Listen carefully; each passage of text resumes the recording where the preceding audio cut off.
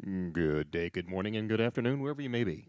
So today I wanted to talk to you how I get my drum sounds for my RC600. So I think this is probably video 4 in my looping setup, possibly. So what we're looking at here is the Roland Handsonic HPD 20, I think. Yeah, 20. And so this is a really cool instrument. I get all of my drum sounds that goes directly into my mixing station. Mixing board comes in, goes into the RC600, so I record all of my drum loops this way. That way, it's just really just kind of like a band rather than the pre-recorded loops within the RC600. So just a couple, we'll go over a couple of the sounds, a couple of the kits that I use, and just walk you through it. So the first up here is the garage rock. I don't know what that really, I mean, it's garage band, right? So what it does is more of a bass sound, right? And then you have that nice, you can hear the reverb at the end of the bass. You can control all the parameters for this thing. Within the menu, you can dive really deep into fixing how soft you want the hits, if you want it to be controlled with that. But reverb settings, there's delay settings, there's all kinds of settings in here. I kind of stick to the factory settings a little bit, and I've changed a couple of the pre-settings just because I like how they sound a little bit better. But the first thing I like to use is the garage rock band, like I just said. And you hear the bass kick, snare, then we have toms, and then we have a closed hi-hat. And together.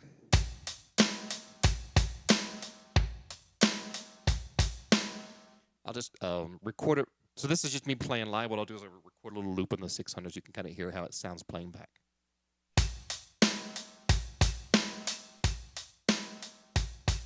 Look, Mom, no hands, right? So the thing to notice about, and the thing to pay attention to if you do something like this, is really make sure you have your levels set. I don't know if you're like me, but if you're playing and you're looping and you're singing and you get everything going on, sometimes your levels with your guitar playing and you're singing, you can't hear the kick and you can't hear the drums, so you sort of lose the tempo a little bit. So it's really important, I think, and I'll walk you through this in a second. But I make sure that I put the drums on the loop or track 3. And so I have the levels in track 3 set up just a little bit higher. That way I can hear them, right? So when you're playing, especially if you're playing with the distortion or if you're playing with a little louder and you're singing, it's really difficult sometimes to hear the tempo. So you want to make sure you can always hear what's driving the song as opposed to you driving the song and all of a sudden you have a quiet part and realize, oh crap, I'm way out of tempo. So that's important. So back to the sounds. Bass, kick, toms, closed hi-hat. You got an open hi-hat crash. If you hit it notice that. Hit it very softly, it's just a crash. But if you hit it harder, you have a bass and crash. So that's good if you're trying to do an end of a verse thing or an end of a chorus thing. So that's one of the first sounds I use. Or just a typical rock song. And all these, by the way, these are user saves. This thing, hopefully you can see this. It goes. There's all kinds of crazy sounds in here. This is one of the best investments I've ever made. I love this thing. But so what I've done also, I've just kind of copied and pasted the same preset, but just changed the snare to that. So now we have. So right. So now you just have like a clap. That's the only thing I changed. There's a couple songs I like to use that for. Now, if I'm trying to do something a little bit more quieter, a little bit more laid back, early 60s, 50s stuff, drum studio, you hear there's a little bit there's more reverb on the kick. Snare's pretty dry. You got to be careful with how hard you hit it, otherwise you have the closed hi-hat, or hit it hard enough you get that. That's one of the settings you can change, is the sensitivity of your cymbals. You can change the sensitivity of everything. kick, snare. I like that snappiness to that snare, right? Toms.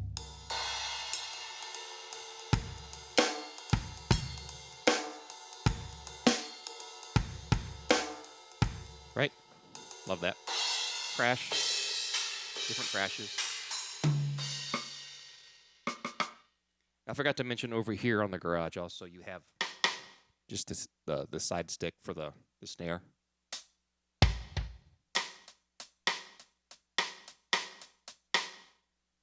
One of the other ones, a couple more I use. I haven't really used this, I just found it, kind of liked how it sounded. Right? Bongos.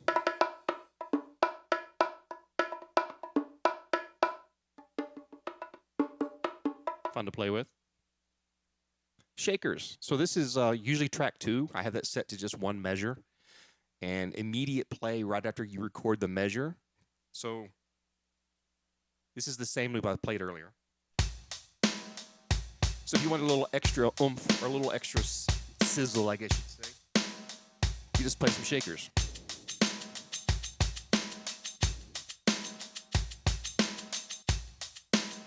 Now you hear it. I also have track 2 and track 3 both set to be a little higher in volume on playback. That way I can hear them both. And I have the track 2 and track 3 set to also have undo, redo on the top 3 buttons. That way I can bring them in and out when I want to. This is one of the other drum kits I like to use. It's called the Jazz Club. Everything's pretty dry. I like it because it's a little more laid back, great for ballads type stuff. And love this for some reason. It's any newer dance type songs you want to do a loops on. This is great.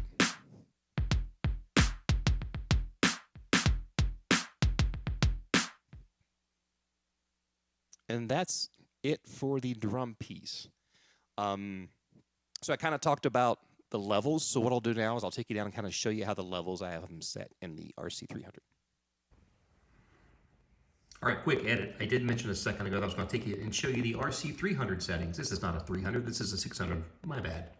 So let's talk about the track levels. So as I showed you, I told you I have track 2 and track 3. Track 3 is set up for record, play, overdub, and stop. And track 2, same thing, record, play, overdub, stop. Up here, undo, redo is for this one, and I've programmed this to be an undo, redo for this one. And over here is just track 1, and undo, redo for track 1. Up here up here on the Morningstar Pro, this is track 4, so record, play, stop, undo, redo. And let me show you the levels, how are those set. So to get to the levels, if you don't know, you go to loop once, and then you see the little thing here, track. You just grab that, hit the button, and now you can see this is the play level. So when you record it, this is what it's going to play back at that level right there. That's the level it's going to play back at. So I have it set to 75. Then you come back, and that's track 1 right here. Track 2, which is this one, that one. Go back into here, and I have play level set to 80. Remember how I told you that I have them set just a little higher, right? All right, then we go track 3. Have it set to 80, and track 3 is here. This is typically the one that I used for my main percussion. This is just added sizzle, which is just set to, let's see, go to track 2. As you can see, I have it set to stop mode's immediate, effects are all on, start mode is immediate, measure is 1, and it's immediate. If you only want this to, let's say you want to record like the shakers like I showed you a second ago, and you just want to hit the record button and don't have to worry about hitting it again to start it, just set it to that one measure and immediate, and as soon as it's done recording that one measure, it automatically just plays it for you, which is great. So if you come back over to track 3, you can see it will be play level 80. Everything's pan to center, by the way. You have immediate stop mode, immediate start mode.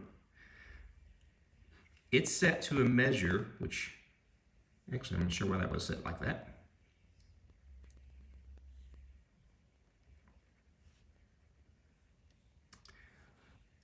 So automatically, it's not bad. You want to set the loop length. If you set it to measure, that's how you can adjust the measures. For some reason, it's not doing it. But loop length is what you're looking for, loop sync, and that's that, right? And then track 4, set to 75, and that's what track 1 is set for as well, 75.